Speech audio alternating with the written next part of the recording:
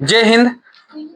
आज हम आप लोगों को कक्षा 12 केमिस्ट्री से बहुत ही महत्वपूर्ण, जो हर हाल में आ रही है, हर हाल में आ रही है। इतनी अगर ये कुछ नहीं पढ़े हो अभी तक, जीरो लेवल हो, बस जीरो लेवल हो, यही तुम सुन लो, तुम्हारा बेड़ा पार हो जाएगा। याद रखना इस बात को, है ना। अब देखते हैं महत्वपूर्ण रिएक्शन। ये हर हाल में तुम्हें पास करने के लिए तैयार बैठा है, बस तुम इसको किस तरह सुन रहे हो, किस तरह देख रहे हो, ये तुम्हारा नजरिया बताता है। कि नजरिया ही बताती है कि बुलंदी कितने आवाज तक पहुंचती है ना। लोग तो खामोशियों के साथ बैठे रहते हैं, उन्हें लगता है कि सब कुछ तकदीर हमारे पास ही चल कर आएगी। ऐसा संभव नहीं है।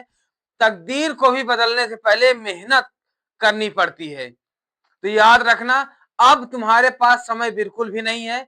अब जी जान लगाकर मेहनत कर दो। हर सिलेबस के हर पायदान को पढ़ना जरूर, पढ़ना जरूर, हर एक अध्याय को पढ़ना जरूर। पढ़ के तभी मानना। कलम चले जरूर, कलम जितना पढ़ो उतना कलम चलाओ, ये तुम्हारे साथ होना चाहिए। ठीक है ना। अब आइए देखते हैं कक्षा 12 केमिस्ट्री से बहुत ही महत्वपूर्ण, सबसे ज्यादा हर साल पूछी जाने वाली ये अपक्रिया। ये तुम्हारे सामने 3 अपक्रिया, ये बहुत ही महत्वपूर्ण। इसको कई बार लड़के एक कंफ्यूजन में आ जाते हैं कि सर जो मैंने पढ़ा था वो बुर्ज अपक्रिया है या फिटिंग अपक्रिया है या बुर्ज फिटिंग अपक्रिया है। ये आखिर ये तीनों का माजरा क्या है? तो तीनों का माजरा ये है, ध्यान से समझना। एक देखो, शुष्क ईथर की उपस्थिति में तो सब होते हैं। शुष्क ईथर मैंने समझा दिया था ना, शुष्क ईथर क्या होता है। ये जो ईथर जो बनता है, ईथर की पहचान मैंने बता दिया था ना। ऑक्सीजन के 2 संयोजकता के साथ एक एक एल्किल समूह जुड़ा रहता है, तो उसे ईथर कहते हैं। अब जब ये शुष्क मतलब एकदम शांत स्वभाव का हो जाता है, तब उसे शुष्क ईथर कहते हैं। तब इसे शुष्क ईथर कहते हैं। तो इसके कई प्रयोग होते हैं कई जगह पर, तो इसका वहां पर मैंने समझा दिया था। तो जब उस स्थिति में हम किसी मेथिल या मेथिल के 2 अणु ले लो, इन दोनों अणुओं के साथ एक एक एल्किल समूह ले लो, एक एक हैलो समूह ले ले। जब इसके साथ क्रिया कराते हैं, मतलब मेथिल के साथ हम किसी हैलो समूह की क्रिया कराते हैं, तो उससे प्राप्त यौगिक जो भी प्राप्त होता है उसे हम कहते हैं बुर्ज अपक्रिया। और जब बेंजीन के अणु के साथ कोई हैलो समूह जुड़ा हो, यानी कहने का मतलब हैलो बेंजीन कह सकते हो या एल्किल हाइलाइड कह सकते हो। जब इसके 2 अणु के साथ, ध्यान से समझना, दोनों में फर्क है। पहला होता है बुर्श में होता है जब जब मेथिल या एल्किल समूह से एल्किल के समूह के 2 अणु के साथ कोई हैलो समूह जुड़ता है, कोई हैलो समूह जुड़कर रिएक्शन या क्रिया करता है, तो उससे प्राप्त यौगिक बुर्ज अपक्रिया कहलाती है। जब बेंजीन बेंजीन के साथ हैलो समूह जोड़ दिया जाए, यानी हैलो बेंजीन कह दो या एरिल या एल्किल हाइलाइड कह दो, जब इनके 2 अणु के साथ क्रिया करते हैं, तो इससे जो प्राप्त यौगिक होती है उसे फिटिंग अपक्रिया कहते हैं। अब यही और जब एल्किल और बेंजीन ये दोनों मिलकर कोई एक क्रिया कहते हैं, जब बुर्ज फिटिंग दोनों मिलकर क्रिया कहते हैं, तो ये जाकर फिट हो जाते हैं दोनों एक जगह, तो उसी को कहते हैं बुर्ज फिटिंग अपक्रिया। यही दिमाग पे रखना बस। पहला क्या कह रहा है, ध्यान से समझना। पहला कह रहा है, पहले रिएक्शन को समझते हैं। ये क्या है, CH3Cl, ये मेथिल क्लोराइड है ना। इसको तुम अगर क्लोराइड नहीं लिख रहे हो तो यहाँ X लगाए हो, तो हेलो या हेलो एल्किल कह सकते हो, है ना। हेलो एल्किल कह सकते हो। तो अभी तो यहाँ पर हम क्लोरीन जोड़े हैं, तो इसी को ही बताएं, है ना। जब मेथिल क्लोराइड को, एक मेथिल क्लोराइड 2 मेथिल क्लोराइड हो गई। जब मेथिल क्लोराइड के 2 अणु को सोडियम धातु के साथ शुष्क ईथर की उपस्थिति में क्रिया कराई जाती है, तो डाई मेथिल डाई मेथिल ना, दो मेथिल जुड़ गए, डाई मेथिल या डाई मेथिल को ही क्या कहते हैं, एथेन कहते हैं ना, है ना। ध्यान देना, सब एक एक समझा के चल रहा हूं। हाँ, डाई मेथिल या एथेन तथा सोडियम क्लोराइड प्राप्त होता है ना। NaCl को सोडियम क्लोराइड कहते हैं, है ना। या तुम्हें ये बनाने वाली भाषा नहीं अच्छी लग रही है तो ये पढ़ लो, जब शुष्क ईथर की उपस्थिति में जब एल्किल हाइलाइड के दो अणु सोडियम धातु से क्रिया करते हैं तो एल्केन प्राप्त होता है। इस अपक्रिया को बुर्ज अपक्रिया कहते हैं। इतनी बात समझ गए, है ना। यहाँ पर एक बात लिख दूं थोड़ा तो तुम्हें और मजा आ जाए। ये हम कहते हैं, इसको कहते हैं, इसका इंक थोड़ा हम ब्लैक कर दें, इसको कहते हैं मेथिल क्लोराइड। इसको क्या कहते हैं,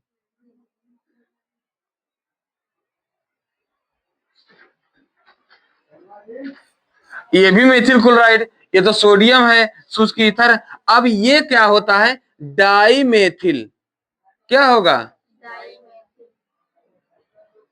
डाई मेथिल होगा ना, है ना। या ये बताओ, डाई मेथिल तो हो गई, हमने एल्केन का सूत्र क्या बताया था, CnH2n प्लस 2 होता है ना। जब इस, ध्यान देना बस, ये इसको लिखने के बाद मिटा देंगे, CnH2n प्लस 2 में n इक्वल 2 रखे थे तो क्या मिला था, C2H2 इंटू 2 प्लस 2, C2 2 2 जा 4 2 6 H6, यही तो हमारा हुआ था, है ना। कार्बन संख्या 2 एथ प्लस n, एथेन हुआ था ना, है ना। अब यही तो है, देखो, एक दो कार्बन CH3 6, दो कार्बन हाइड्रोजन 6, तो यही तो हमारा यह एथेन हुआ ना,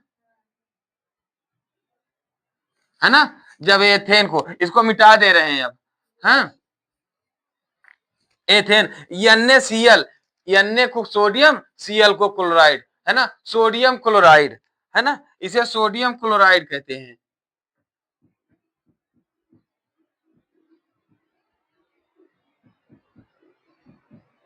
सोडियम क्लोराइड, बस यही दिमाग पे रखो, बस सूत्र सब तुम्हें खुद बनाना है। रट्टा कितने दिन मारना है भाई, रट्टा मारना बंद करो, है ना। सब एक एक पायदान तुम पढ़ के करो यार, सब समझ के करो। इससे सरल केमिस्ट्री से सरल, फिजिक्स से सरल कुछ है ही नहीं, है ना। एक बार समझ गए ना तो तुम रुकने वाले नहीं हो, वादा है मेरा, रुकोगे नहीं, समझ लेना इस बात को, है ना। अब इसके बाद बुर्ज अपक्रिया समझ गए, अब फिटिंग अपक्रिया समझते हैं। वही बात यहां पर देखो, यहां पर एल्किल या मेथिल, एल्किल समूह के दो अणु है ना, एल्किल समूह के चाहे मेथिल हो एथिल हो, कोई भी तुम कर सकते हो, ये नहीं है ना, उससे भी यौगिक बनती है ना। तो जब मेथिल समूह के दो अणु था, अब यहां पर देखो, ये तो बेंजीन होता है ना। अब यहां पर क्लोरीन जोड़ दिए, क्लोरोबेंजीन हो गई, है ना। या इसी को कहते हैं एरिल हाइलाइड, है ना। तो जब एरिल हाइलाइड के दो अणु, एरिल हाइलाइड के दो अणु सोडियम के साथ शुष्क ईथर की उपस्थिति में क्रिया कराई जाती है तो डाइफेनिल, डाइफेनिल, फिनाल नहीं, है ना। फिनाल में हाइड्रोक्साइड ऊपर जाकर जुड़ता है, जब दो बेंजीनों जाकर आपस में जुड़ जाते हैं तो उसे फेनिल कहते हैं, याद रखना है। जब दो बेंजीनों आपस में जुड़ते हैं तो उसे फेनिल कहते हैं, समझ गए ना। हाँ, तो दो बेंजीन जुड़ गए, इसे फेनिल कहते हैं। फिनाल और फेनिल में अंतर है, किस बात का अंतर है, फिनाल में तुम्हें हाइड्रोक्साइड आयन जोड़ना पड़ेगा, जबकि फेनिल में दो बेंजीन को जोड़ना पड़ेगा, यही अंतर है, बस दो बेंजीन जोड़ दिए, डाई फेनिल बन गई। अब बचा क्या, Na और प्लस ये Cl, अब दो Cl यहाँ है ना, तो यहाँ Cl तो है, दो करना पड़ेगा, इसलिए इसका संयोजकता बराबर करना पड़ता है। क्लियर है इतनी बात, है ना। 2NaCl ये हो गई। अब इसकी अगर तुम्हें अच्छा लगे तो यही परिभाषा लिखना, नहीं तो जैसे मैं बोल रहा हूं ये सबसे ज्यादा बेहतर होती है ना, याद रखना इस बात को। अब इसके बाद ये क्या कह रहा है अगला, बुर्ज फिटिंग अपक्रिया। देखो यही तुम्हें खुद बनाना है, इसका डिफिनेशन मैंने नहीं लिखा, करना है तुम्हें भैया।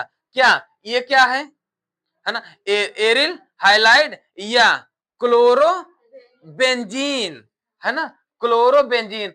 जब क्लोरोबेंजीन को मेथिल क्लोराइड, मेथिल क्लोराइड को, जब क्लोरोबेंजीन तथा मेथिल क्लोराइड को सोडियम धातु के साथ शुष्क ईथर की उपस्थिति में क्रिया कराई जाती है तो टालुइन, है ना, टालुइन, या इसे तुम कह सकते हो ना, इसका साधारण नाम बताया था ना, ये मेथिल है ना, है ना, है ना, मेथिल, और ये बेंजीन, है ना, बेंजीन मेथिल भी कह सकते हो साधारण नाम में, है ना, मेथिल बेंजीन या टालुइन तथा सोडियम क्लोराइड प्राप्त होता है ना, कर सकते हो ना, ऐसे डिफिनीशन बनाओ भैया, बनाओ भैया, है ना, रट्टा नहीं मारना, है ना, क्या क्या करोगे रट्टा मारकर, है ना, देखो कितना सरल भाषा में है, इतना तो कंप्लीट हो गई ना, वादा कर रहा हूं ये बात सुन लिए हो तो तुम्हारा बेड़ा पार है। फिर से एक बार देख लेते हैं जल्दी से। सबसे पहले जब बुर्ज फिटिंग बुर्ज क्रिया हुई, क्या, जब मेथिल क्लोराइड के दो अणु को सोडियम के साथ शुष्क ईथर की उपस्थिति में क्रिया कराई जाती है तो डाई मेथिल या एथेन तथा सोडियम क्लोराइड प्राप्त होता है ना। अब फिटिंग अप क्रिया क्या होती है, जब एरिल हाइलाइड के दो अणु, जब एरिल हाइलाइड या बेंजीन क्लोराइड के दो अणु को सोडियम धातु के साथ शुष्क ईथर की उपस्थिति में क्रिया कराई जाती है तो डाइफेनिल तथा सोडियम क्लोराइड प्राप्त होता है। क्लियर है इतनी बात। और फिर इसके बाद बुर्ज क्रिया, ये क्या होती है, जब क्लोरोबेंजीन तथा मेथिल क्लोराइड को सोडियम धातु के साथ शुष्क ईथर की उपस्थिति में क्रिया कराई जाती है तो क्लोरो या टालुइन तथा सोडियम क्लोराइड प्राप्त होता है। इतनी बात समझ गए, है ना।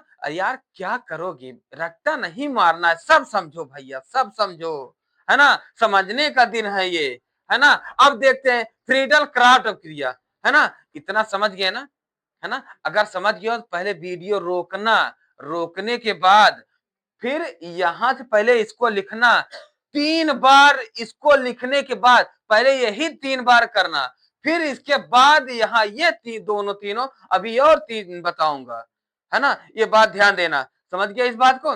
आइए अब देखते हैं फ्रीडल क्राफ्ट क्रिया। फ्रीडल क्राफ्ट क्रिया क्या होती है, देखो वही बात जो समझ गए हो, ये बेंजीन है ना, है ना। जब बेंजीन को मेथिल क्लोराइड के साथ, जब बेंजीन को मेथिल क्लोराइड के साथ निर्जल एल्युमिनियम क्लोराइड की उपस्थिति में क्रिया कराई जाती है तो टालुइन तथा हाइड्रोक्लोरिक अम्ल यानी HCl प्राप्त होता है। बताओ रट्टा मारोगे, है, काहे रट्टा मारोगे, है ना, इतना मिलने के बाद भी रट्टा, है। अरे कम से कम ये तो देख लोगे तो बन गई है ना, बन गई है भैया। अब ये तो तुम्हें फेल नहीं होने देगा, यही इतना, है ना, हर हाल में अब तो तुम्हें फेल नहीं होने देगा, समझ लेना इस बात को, है ना। या देख लो अब ये इसमें किताबी भाषा कैसे लिखी हुई है कि जब निर्जल एल्युमिनियम क्लोराइड की उपस्थिति में बेंजीन की क्रिया मेथिल क्लोराइड से टालुइन प्राप्त होता है, इस अपक्रिया को फ्रीडल क्राफ्ट अपक्रिया कहते हैं, है ना। यार बनाने वाली भाषा ज्यादा सरल होती है, बहुत सरल होती है, समझ लेना इस बात को, है ना। पहले बनाओ खुद, देखो ये क्या है, बेंजीन है ना, जब बेंजीन मेथिल क्लोराइड, देखो CH3 मेथिल है ना, मेथिल क्लोराइड, जब बेंजीन मेथिल क्लोराइड के साथ निर्जल AlCl की उपस्थिति में क्रिया करती है तो टालुइन तथा हाइड्रोक्लोरिक अम्ल प्राप्त होता है। क्लियर है इतनी बात, है ना। अब आइए देखते हैं हुंस डीकर क्रिया। हुंस डीकर क्रिया क्या होती है, ये भी तुम्हें सब समझना है भैया। एसिटिक अम्ल समझ गए थे ना, एसिटिक अम्ल, है ना, कार्बोक्सिलिक अम्ल में खूब अच्छी तरीके से समझाया था। पहला जब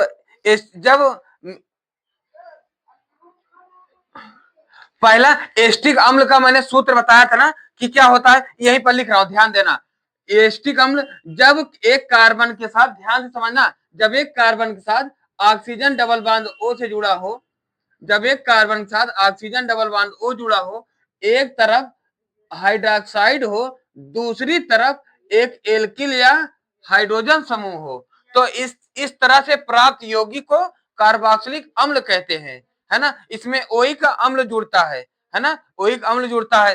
तो अगर हाइड्रोजन है तो ये HCOOH ये होगा, इसे कहे थे हम क्या, है ना, ये फॉर्मेल्डिहाइड का सूत्र है ना, या मेथेनोइक अम्ल का सूत्र है ना। अब फिर यही H के स्थान पर तुम्हारा R आ जाएगा, यानी CH3 आ जाएगी, तो यही क्या हो जाएगा, एथेनोइक अम्ल या एसिटिक अम्ल, है ना, एसिटिक अम्ल हुआ था ना। अब यहीं से तुम्हारा हाइड्रोजन हट के Ag जुड़ गया है ना, Ag जुड़ गया है, तो क्या हो जाएगा, यही Ag सिल्वर है ना, अभी हाइड्रोजन था तो एसिटिक अम्ल था, तो अम्ल तो अभी भी है क्योंकि कार्बन का डबल ये ऑक्सीजन है ना, बस उसी के स्थान पर हाइड्रोजनों के स्थान पर आया, अम्ल अभी भी है ना। तो ये क्या हो जाएगा, सिल्वर सिल्वर एसीटेट हो जाएगा, है ना। तो यहां लिख दो, यहां लिख दो, जब सिल्वर, यहां सिल्वर एसीटेट, सिल्वर एसीटेट, है ना। देखो अब ध्यान देना कि कैसे करोगे, जब सिल्वर एसीटेट को क्लोरीन के साथ टेट्राक्लोराइड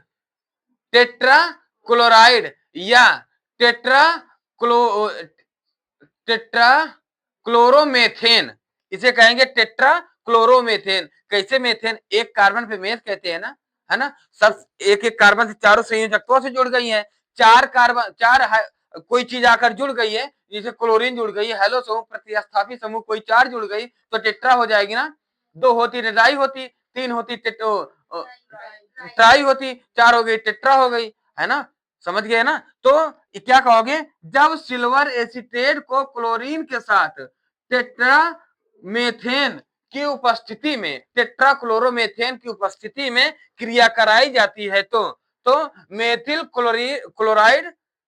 क्लोराइड तथा सिल्वर क्लोराइड और कार्बन डाइऑक्साइड प्राप्त होता है ना। इसी प्रक्रिया को, इस पूरी प्रक्रिया को इसे कहते हैं हुंड-सीकर अपक्रिया, है ना, इस पूरी अपक्रिया को हुंड-सीकर अपक्रिया कहते हैं, है ना। इतनी बात समझ गए, इसे पूरा कहते हैं हुंड-सीकर अपक्रिया।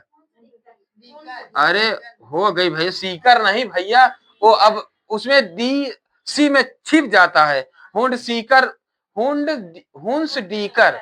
अब क्लियर है, तुम्हें मजा लेनी होती है हमारी भैया, हुन डीकर, हुन डीकर अब क्रिया, समझ गया इस बात को, है ना, यहां तक पूरी तरह, है ना, कि मतलब सब पूरी समझ गए ना, इतना तो तुम्हारा भैया ये तो कंप्लीट होना ही चाहिए। जल्दी से इसे लिख लो, तीन महत्वपूर्ण और है, उसको जल्दी से बताए दे हम, जल्दी से लगाओ।